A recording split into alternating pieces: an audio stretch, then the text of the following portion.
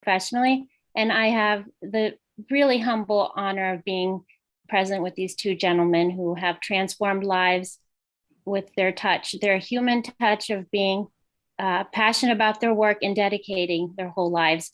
So I am excited about today's conversation, which we have called Nutritional Myths.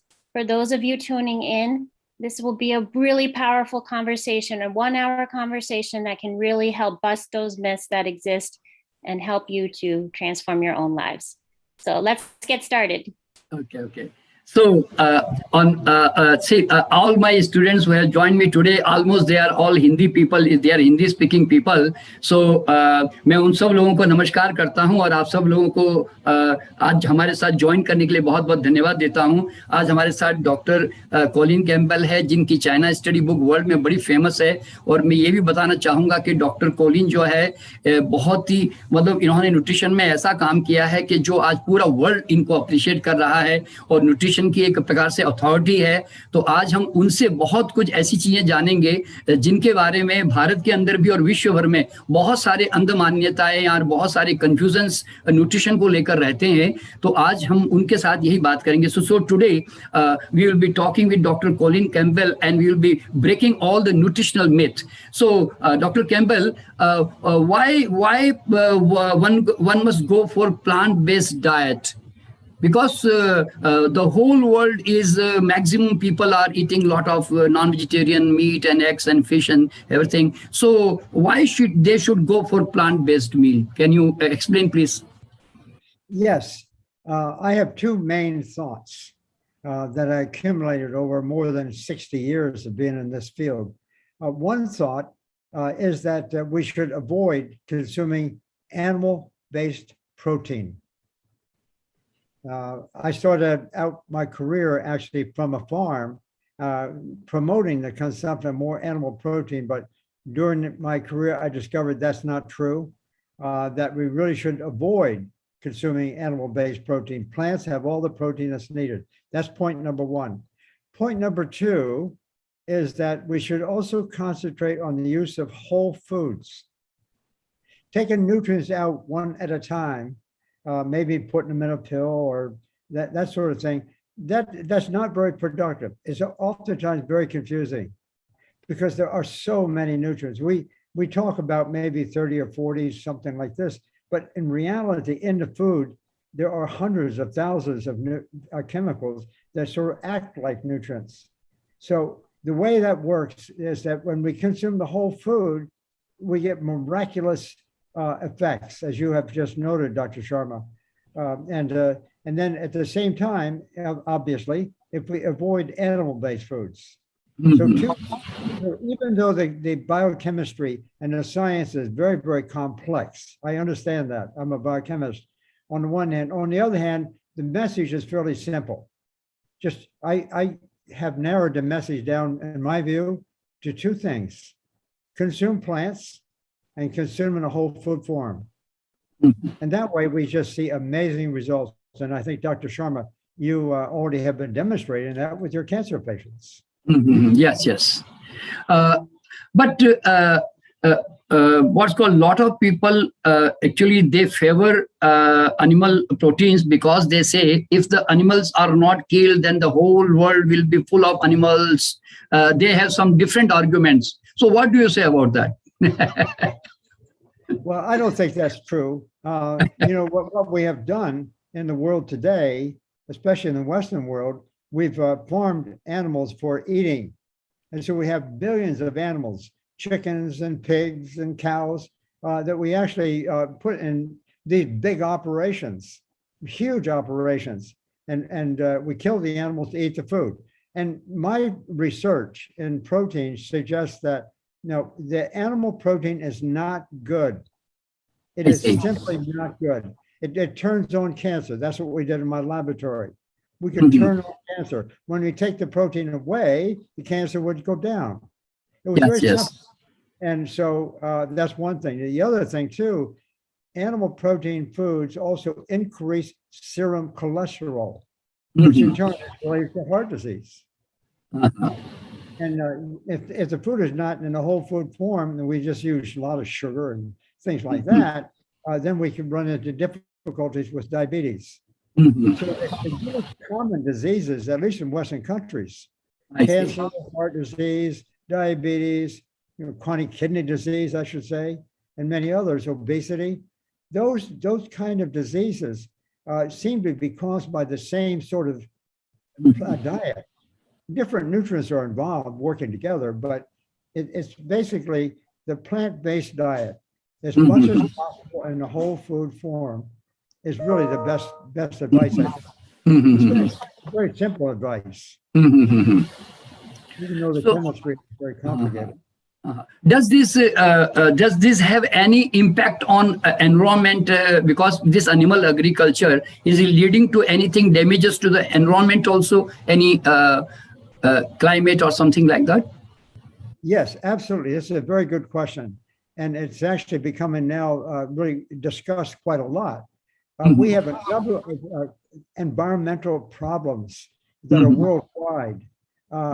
We see climate change, for example. We see ocean pollution. We see the loss of soil from using animals intensively on land. The soil, the natural soil, just disappears. We have other deforestation. We're losing forests, and therefore we're losing a carbon sink, so to speak. And I see. all of that leads to a variety of environmental problems. So if we stopped eating animals, I think we would be able to solve a lot of the world's problems very rapidly. Yeah, this is very sure. I agree with you. And acha, what about this actually? Because then in India, we have a lot of vegetarian people in India, and but they are also addicted. They are also suffering from this cancer, heart disease, and just like non-vegetarian people. So I don't find there is a much difference in the animal eaters, protein eaters, and the vegetarian protein eaters. So even vegetarian also have the same cancer rate what we are finding in India, because I have been working in cancer, and a lot of vegetarian people come to me especially, and they have different kinds of cancer. So what do you think that they are consuming?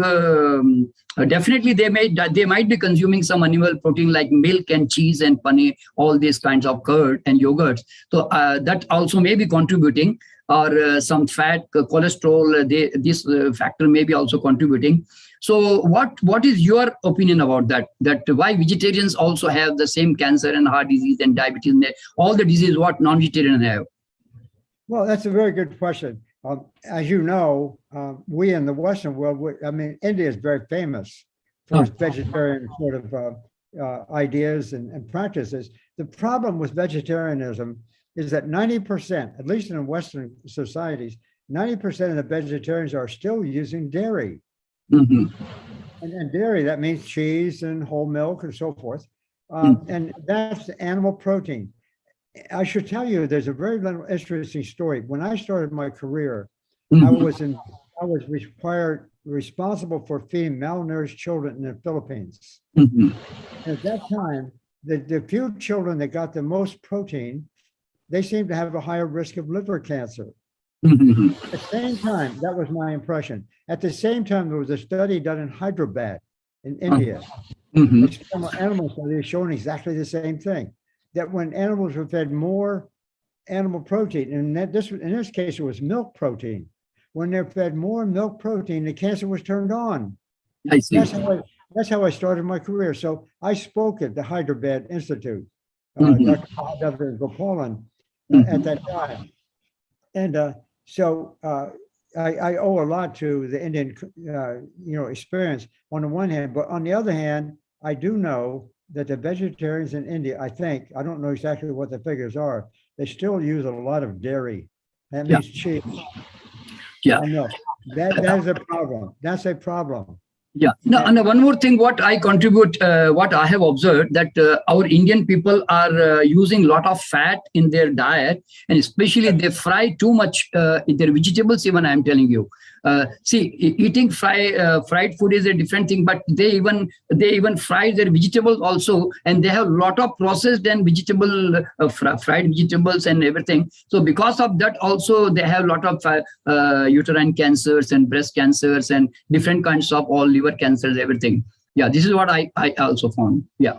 This is very consistent, Dr. Sharma, with what the science shows in my view. Namely, it's this: if we eat plants that have more oil in them, that's okay. But if we take the oil out and we put it in a bottle and we pour it on food, we fry foods and so forth, that kind of oil is different. That kind of oil is basically pro-inflammatory. To be more specific, I'm sure you know about this. That kind of oil is the so-called omega-6 oil, and that's pro-inflammatory. The other kind of oil is anti-inflammatory. That's omega-3. But people who use a lot of oil on their food, whether they fry it, that's not a good idea, because the oil is actually sort of acting like almost like the animal protein. It creates the changes the biochemistry and increases inflammation. So the combination of, let's say, using dairy and added oils, that's not good. That's really defeating the purpose of vegetarianism. Yeah, you're very true that because mostly what I have found that Indian women and Indian people, all Indian people who are suffering from all this kind of heart disease and cancer, they have a lot of use of this cholesterol raising from all refined oils and this butter and ghee, clarified butter. They are using too much in India basically, and they always fry their vegetables. This is the problem with them. So I think they must stop cooking the oil. But what do you suggest that shall men use all these kinds of oils and butters, and he needs this all this fat for his body? Do you feel that he needs this kind of fat for the body? No, those kind of fats, actually, I should say that rather ironically, the oils from plants, when it's separated out from the plant, put in a bottle, the oil from plants are probably even worse than the clarified butter, for example, in India. So the clarified butter is more saturated, as you know. But also at the same time, it also has some products there as a result of the clarification process that are pro-inflammatory. So, so that's not a very good idea. I mean, true, very true. But what's called when one shift to veganism, then the biggest question in India and all over the world, people rise about the B12 actually. So what do you say about that? How do they get their B12, and what is this B12 hoax basically? Because now people are not too much afraid of this B12. They always feel that they must have some animal protein, otherwise B12 is impossible. So they feel like that. So what is your opinion about the B12? I think the B12 story has been exaggerated. Quite frankly, I think there are occasions when B12 might be important to take, maybe a supplementation or something like that.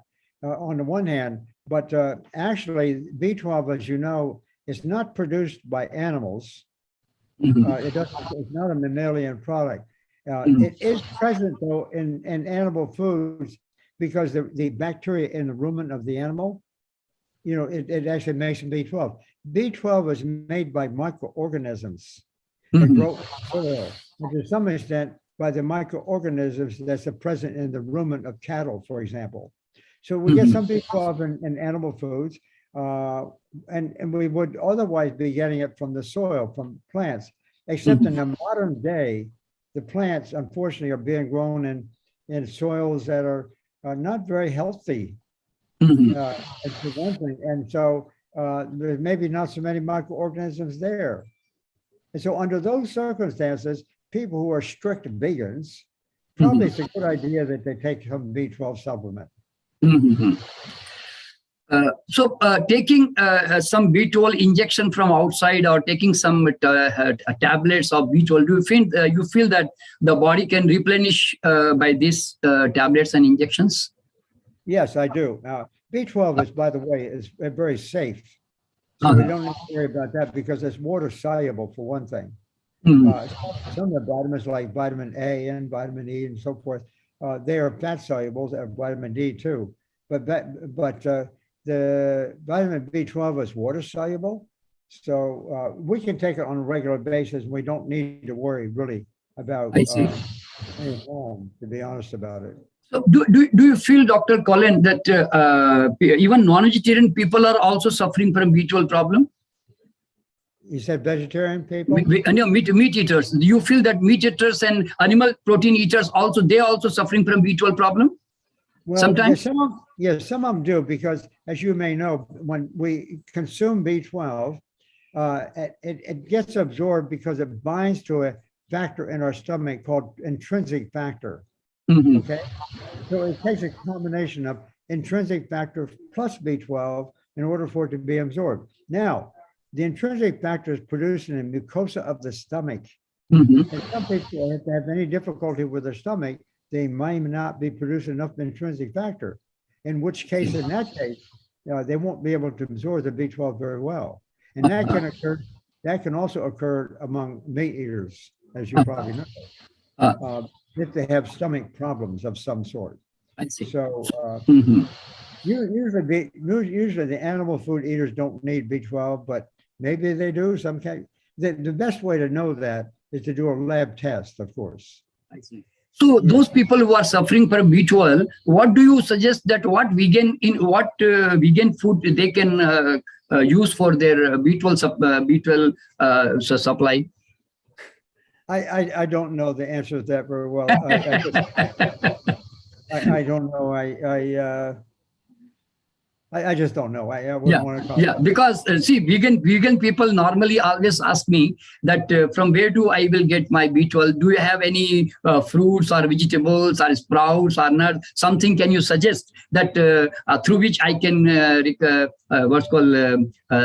I can get all my B12 from that food? So if you have any idea that from where they can get that B12 actually.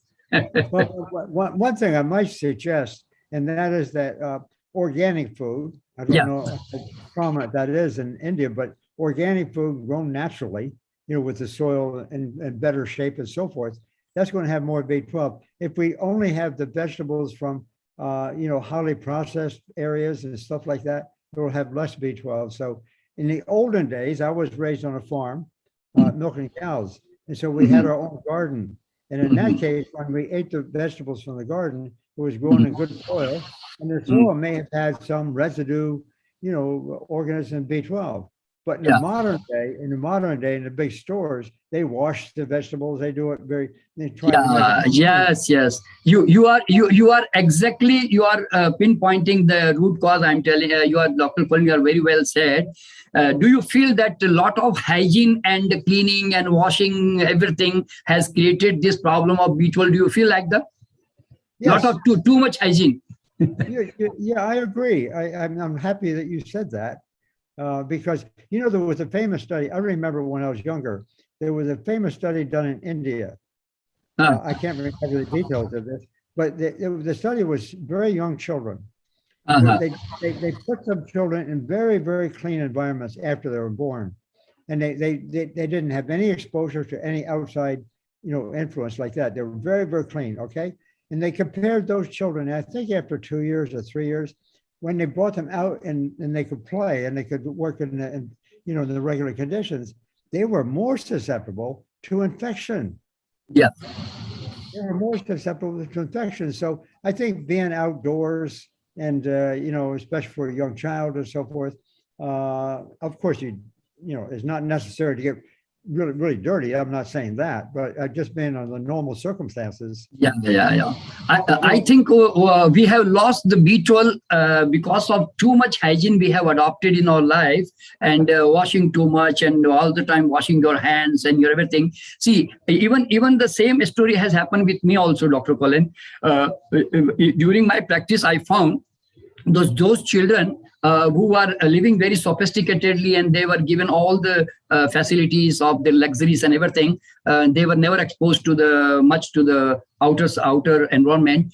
They were more sick rather than those kids who were playing on the seashore and the mud and in the sands and everything. No, and they were all very poor people. So often they were asking me, sir, these all kids, they are playing in the such a dirty environment, and they never fall sick. And why our son, we are taking care we are taking care so much to them, why they are becoming sick? So this clear what's called a difference I have also seen in my practice. So therefore I never advise people to go for too much hygiene, because too much hygiene actually I think is the one of the root cause of your B12, what I found actually. Fantastic. I really love to hear you say that, because you've had direct experience with this. And Yeah. it's very consistent with what I myself. Yeah. I totally agree with you. Absolutely. Yeah. And so, but see, regarding B12, what I feel, Dr. Colin, that see, there are so many the millions of creatures on this earth, they all eat what God has designed for you. So they are not bothered about their calcium, their B12, their vitamin C, their vitamin A. They just eat their food, and they are happy, and they remain happy and healthy till last breath, So, but only that human being, I don't understand that why he has become so mad after all these different kinds of chemicals. Where is my iron? Where is my B12? Where is my phosphorus, where is my potassium? So this the fragmented language, they are using in their life. So which I never agree. So what I always tell the people, see, forget this B12 problem, because God has given you everything. So you just try to eat whole food. As you said earlier, that you just try to eat whatever whole food is available, and then rest, leave everything to your body, because body will take care of everything. Why you are bothered about whether there's a low iron or B12 or there or not? Your food must be perfect and right. That's all. So and leave everything to your body. You never go into this kinds of what's called medically created what's called a confusion or illusion, because the whole life you will be just go on testing in the laboratory, and your report will be always up and down. So I think people should not go for that actually. So they must come out of this B12 hoax actually. I call this hoax actually, as you said rightly. Well, I agree with you, Dr. Sharma, 100%. Yeah. In my own life, I might add, I'm 87 years old now. My wife is 80. So we don't use drugs now, really. I'm not against the use of drugs, because there's some occasions they can be helpful. Maybe if we can demonstrate a very specific problem, the laboratory, okay, then we can, think about that possibility. But basically, we don't need to rely on drugs, and we don't need to rely on single nutrients and stuff like that. We just eat the whole food, and so now, I think good health. But surprisingly, what happened, Dr. Colin, that recently my family forced that to go for a routine checkup, because normally in my whole life I never went to any routine checkup. I did not go to any lab, and I never gave my blood to anyone.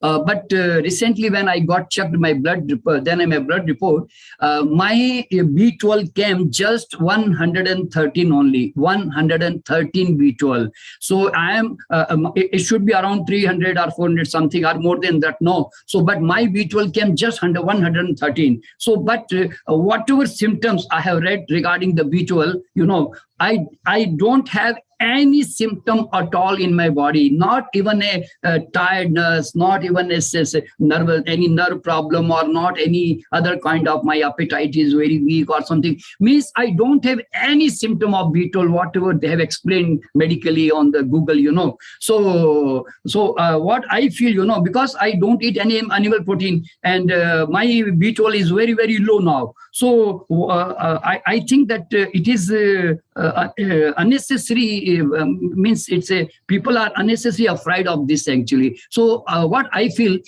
body is all the time managing all the chemicals according to needs. So we should not bother about all these things. What I feel, you should take care of your nutrition perfectly. This is what I feel. Let your body do whatever body want to do. This is what I have been doing. Yeah, well, I couldn't agree with you more.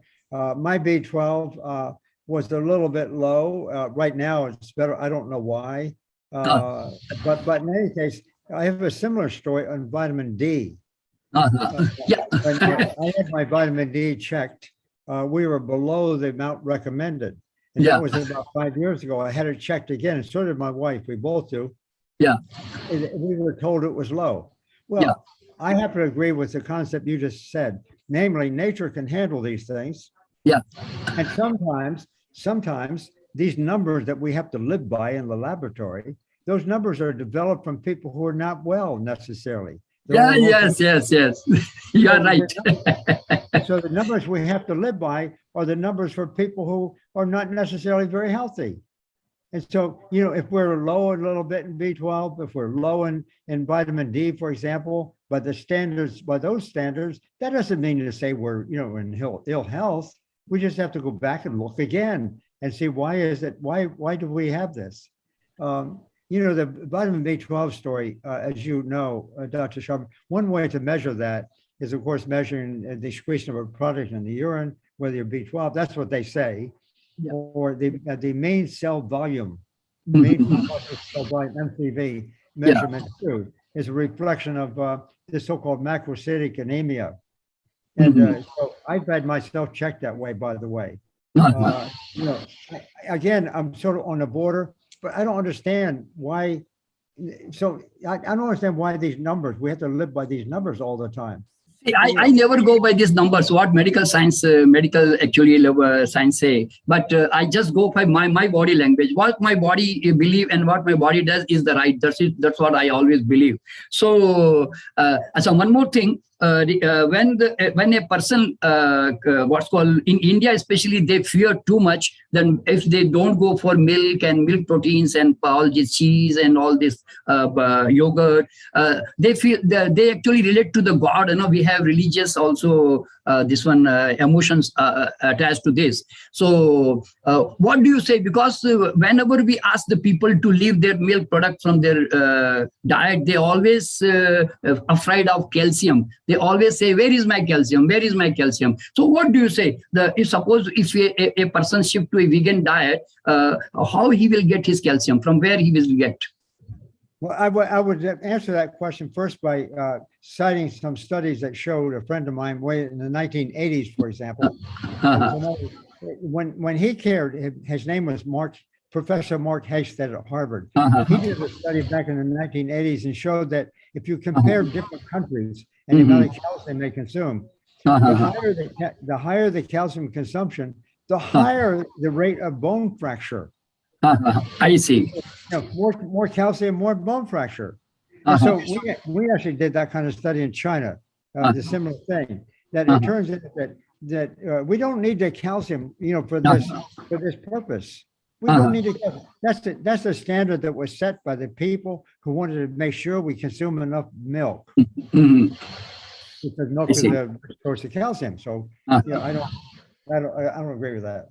Yeah. So what do you feel that they might be getting their calcium from even this natural nuts and sprouts and plant food also? They are getting calcium, I think.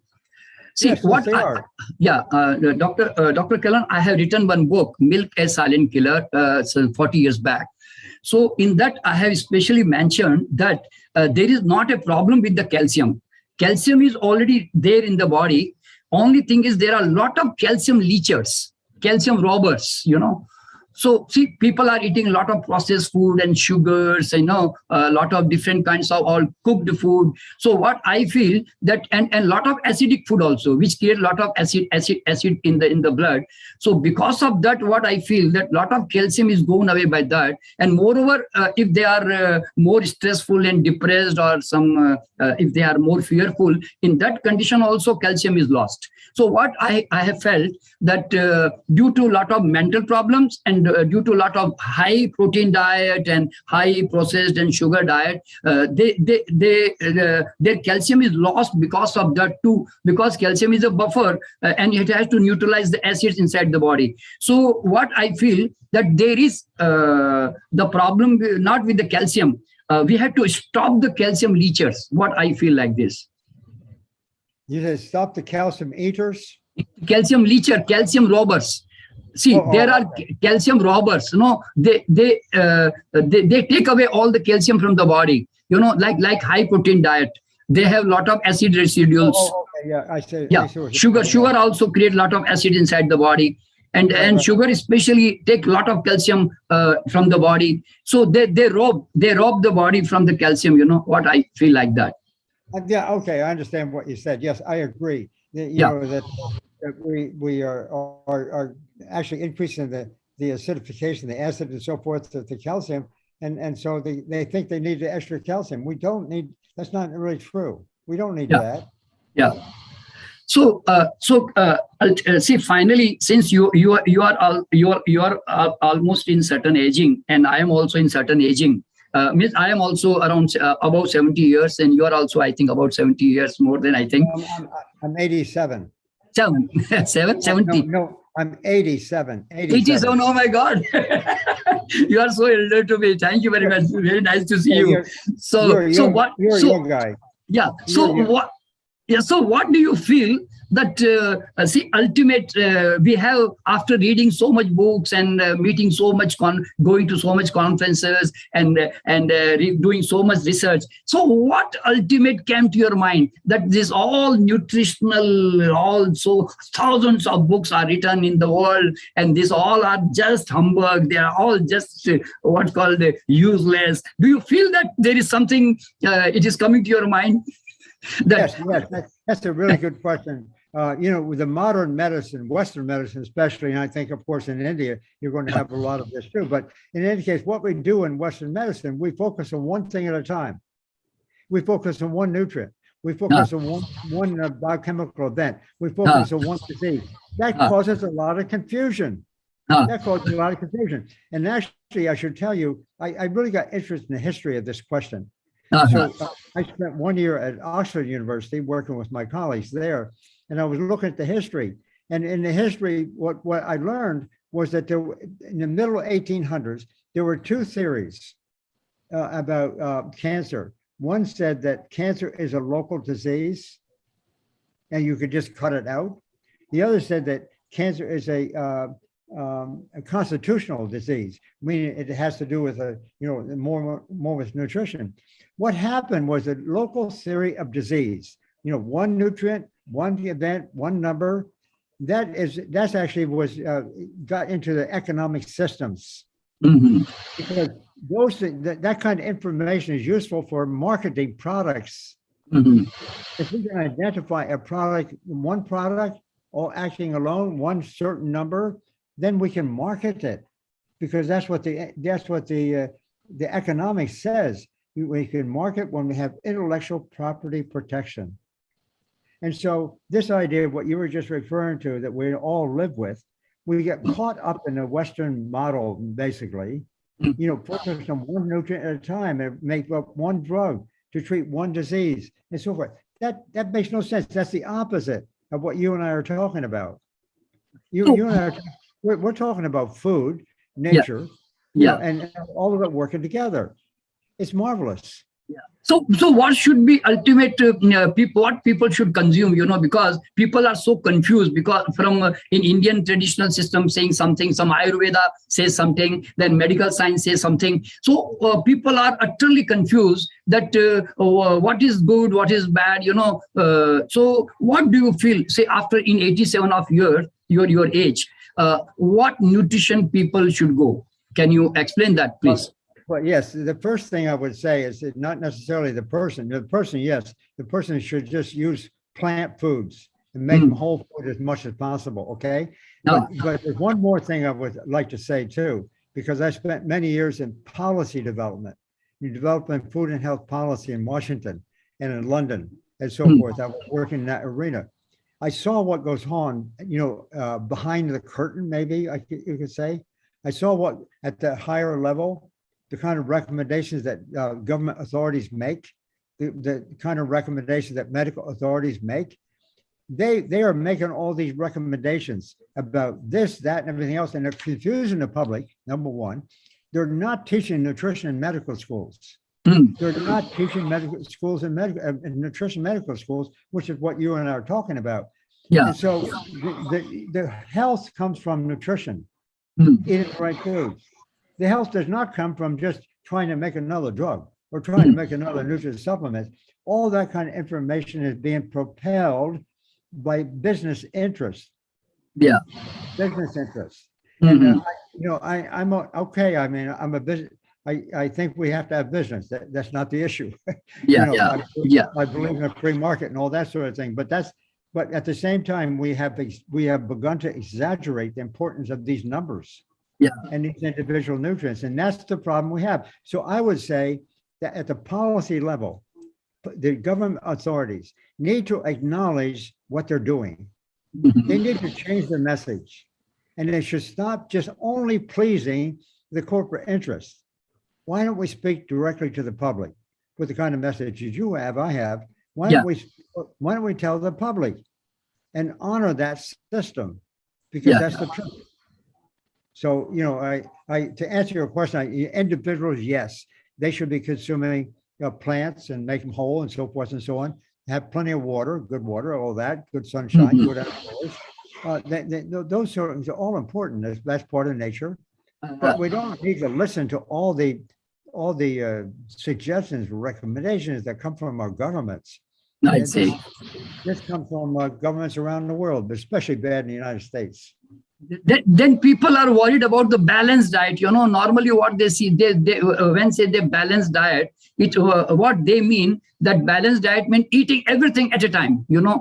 All the protein, starches, and this, that. So do you feel that if people should go for a mono kind of diet, simple diet, or he should go for all complex, a lot of starches and proteins and fat, everything together? Do you feel this is a balanced diet?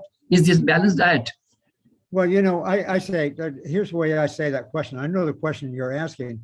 I say for individuals, just consume mostly plants. Yeah. And some variety is useful. We can't just live on one kind of plant, I think.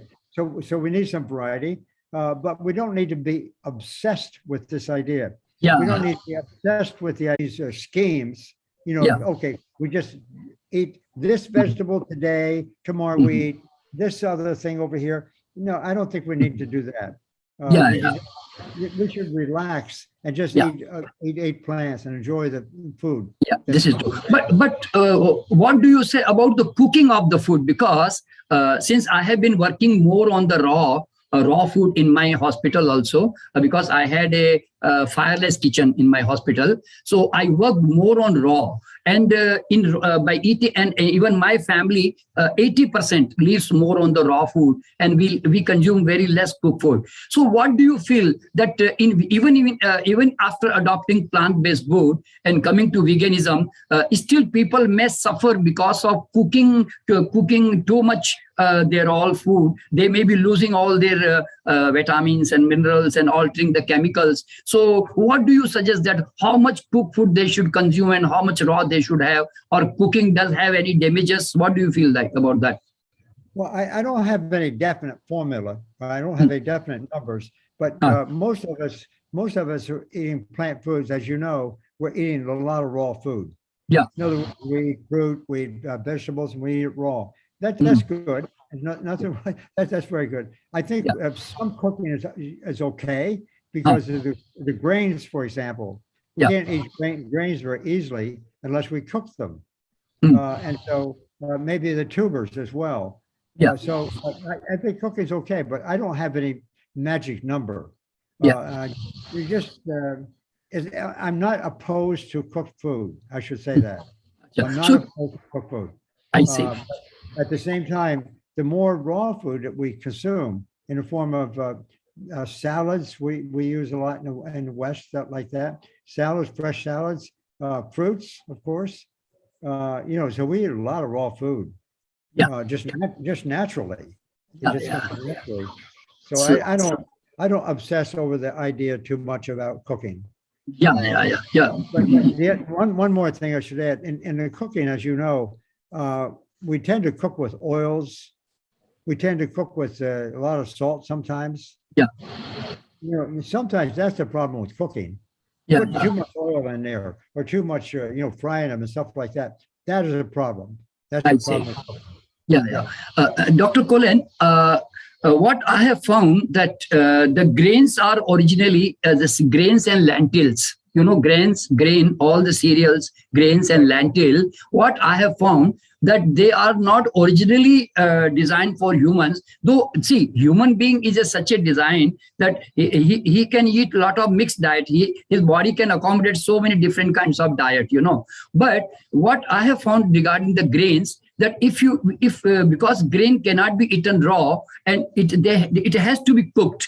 And because of cooking, then we have to add all salt, sugars, and fat, and everything. We have to add spices into this cereals and grains.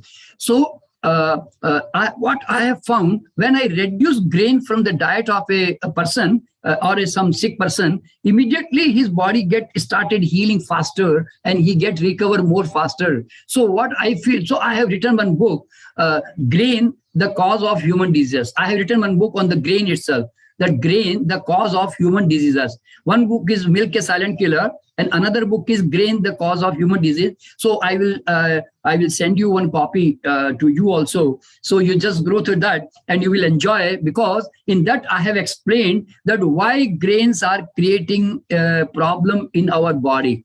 And lot of diseases, whatever humans are suffering today, it is more related with the maximum use of grains. Because in India, especially, fruits and salads and vegetables are consumed very less.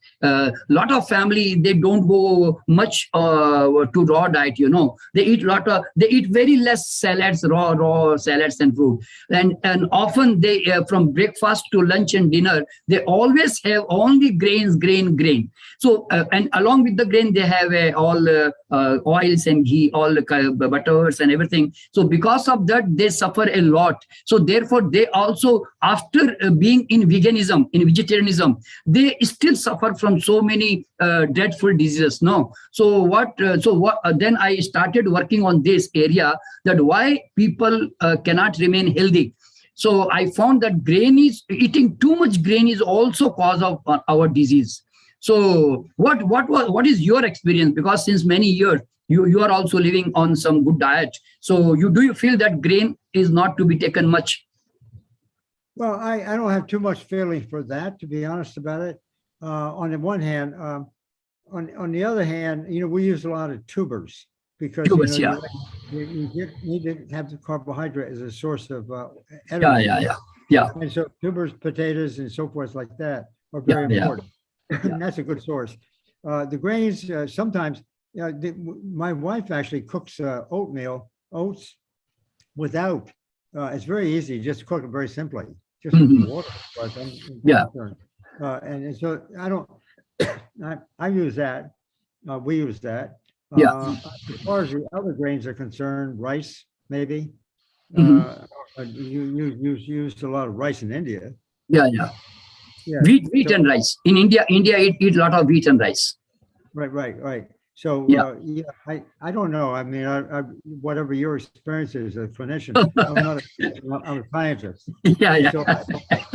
No, it was just my observation. Dr. Colin, it was my observation. And then I experimented on my patient. Basically, my whole laboratory is just a patient only. So when I reduce grains, they recover more faster in their all diseases. When I feed grain, again, they become sick. So therefore, it came to my mind that what is the problem with the grains, And even myself, now I living very lesser on grain. I live more on all fruits, nuts, and salads and vegetables, and very little grain I take. I do take, but see what I feel, we should not become extremists. We should not live in extremism, and we should not be obsessed to anything. We must have an art of eating, proper art of eating, what I feel. So therefore I am also enjoying everything in my life, even cooked food also. But I have understood that my body needs wholesome food. So I try to give maximum wholesome as much as I can give.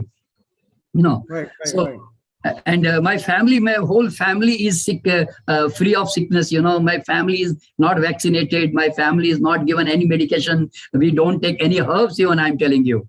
So, and I always, and I am a person who always declare in my workshop that disease is impossible word for me. You know why? Because body is not designed to become sick, what I feel. So if you want sickness, you have to provide the cause. If you don't provide the cause, then body is not a foolish mechanism that it want to, unnecessary, it will be speaking to you, So this is what I feel. So I am feeling so energetic all the time in my 72 years of my age. And all the time, I don't feel even my body also, I am telling you. Whenever I walk and whenever I go here and there, I feel that my body is just floating in the air. This is what I am feeling in the health. So I think that health is a natural state being of the human being, and disease is to be earned. This is what I feel always. Well, actually, you said you're 70 years old. You look much younger. Yeah. See, one thing I tell you, Dr. Colin, I never emphasize more on nutrition. No, nutrition is a secondary for me. Mind is the primary. I always emphasize that mind is the primary, because a single positive thought, immediately a single negative or positive thought immediately changes your blood chemistry and hormones. So if you change your mind, if you are happy with your mind, you are relaxed in your mind, and you are gratitude with the mind, then your body, every cell is also happy with you, So I always tell my patient also, and even my all student, that focus more on your mind.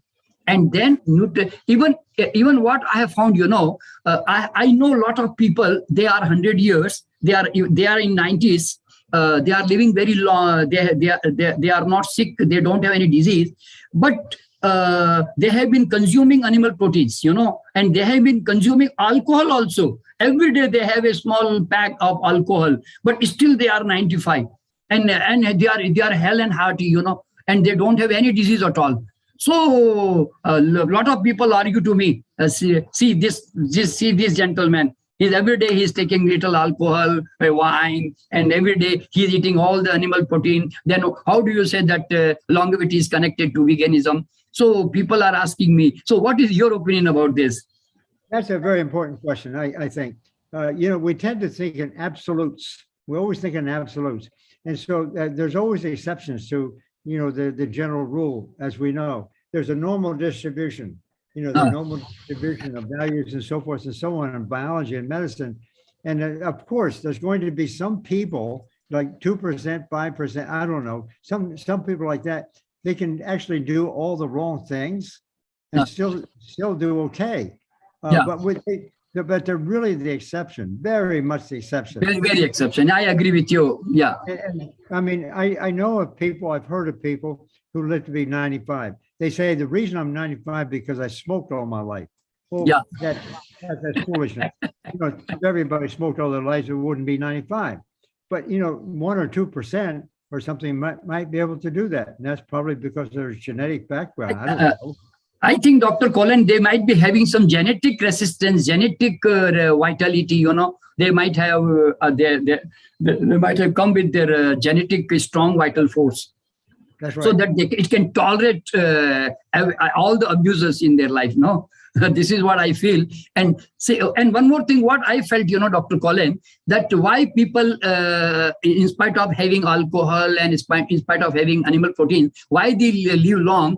Because what I feel, they are frugal eater. They eat very less, and moreover, they have a very positive mind and they are very active in their life and they are happy and relaxed in their mind. And moreover, what happens, body becomes sick when it becomes toxic, when there is a toxic toxic accumulation. So what I feel, since their body is not toxic, the toxic is not accumulated inside, and it is under the control, or so that body is not speaking, and it is not overburdening to liver or kidney and heart, so that they can maintain themselves more healthy for longer time, you know. So I think when the body is lesser toxic, then body will not speak, you know.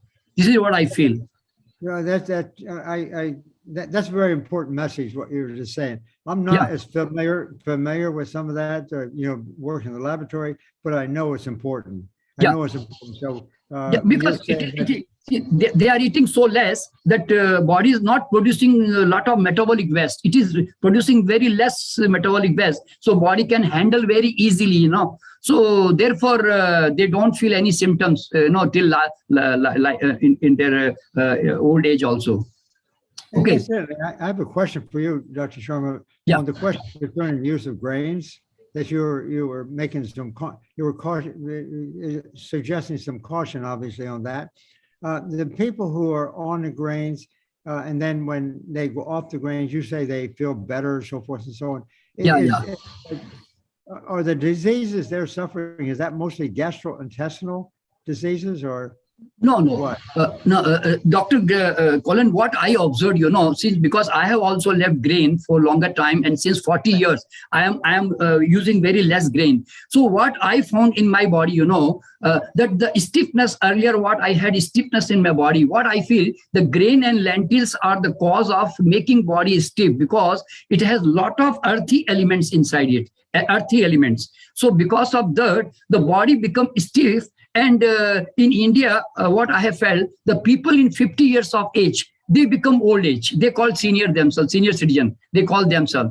And moreover, after 50 years of age, their body becomes so stiff, their joint becomes so stiff, their hearing becomes stiff, their vision becomes stiff. They have specs, they have all normal, they have after 60, 70 years, they have some hearing problems, and their blood pressure, they have lot of blood pressure. Almost everyone have some or other blood pressure. So because of atherosclerosis and hardening of arteries, So when I found all these things, so what I felt, that flexibility is natural ability of the body, natural ability. We remain flexible till last breath.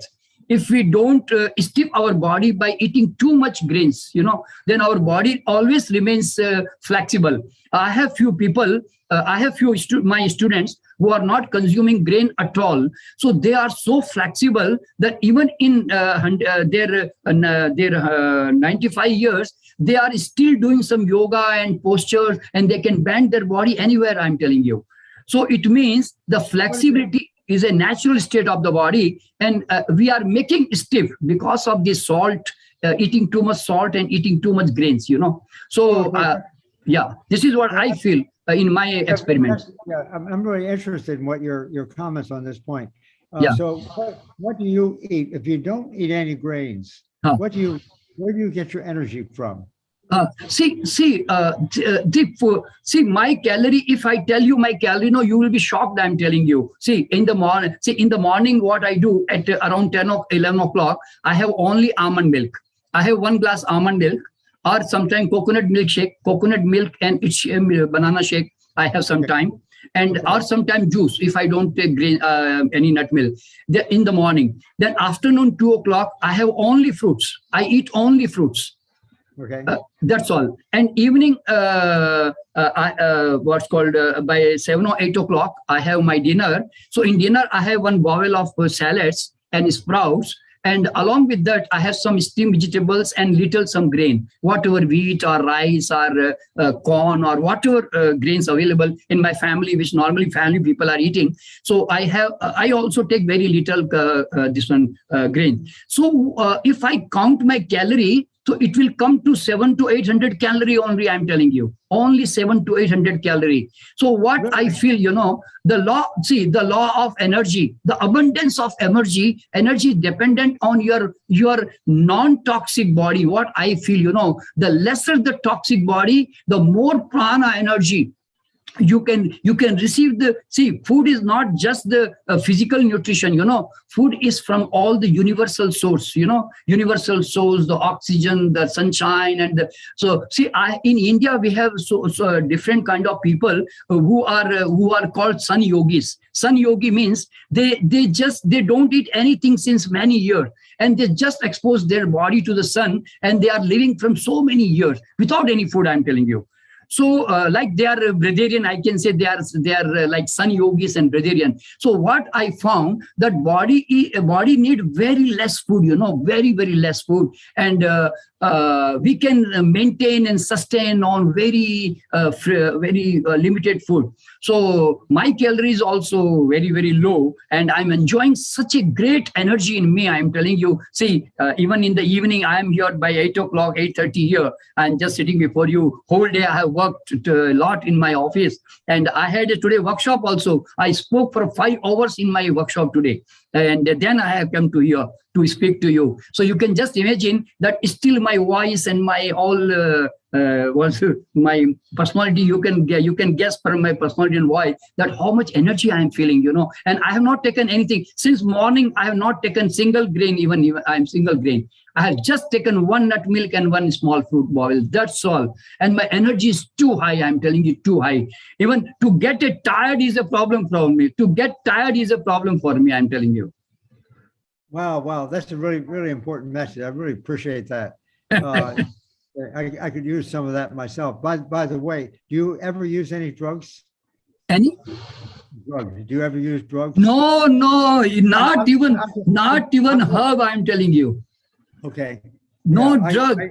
No herb. Even I don't take, in India, that basil, the tulsi is very popular. Then there are so many different kinds of herbs household herbs people are using. I never use any kind of herb. See, my principle is this, that everything should come from within, nothing from out. Right. That's really interesting. I asked that question because I said before, that I said I don't live on drugs, but I should correct that a little bit.